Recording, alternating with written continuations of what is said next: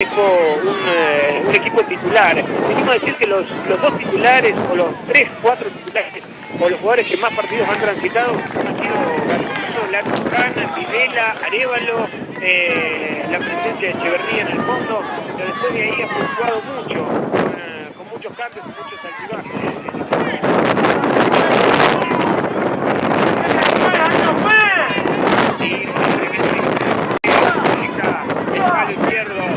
Del arco de la Juan José Paso para ubicarse en el centro del arco. A ver qué pasa. Pelota quieta, quiere llegar Sportivo. Está Pereira frente a la pelota. Por afuera también está, me parece que es Peruco, el rostro de aquí. Lo tapa Barbera. Ahí está entonces, o es la Cunza es el que está frente a la pelota. Está Pereira, 3, 4 hombres en la barrera, da la orden García, la tocaron por arriba.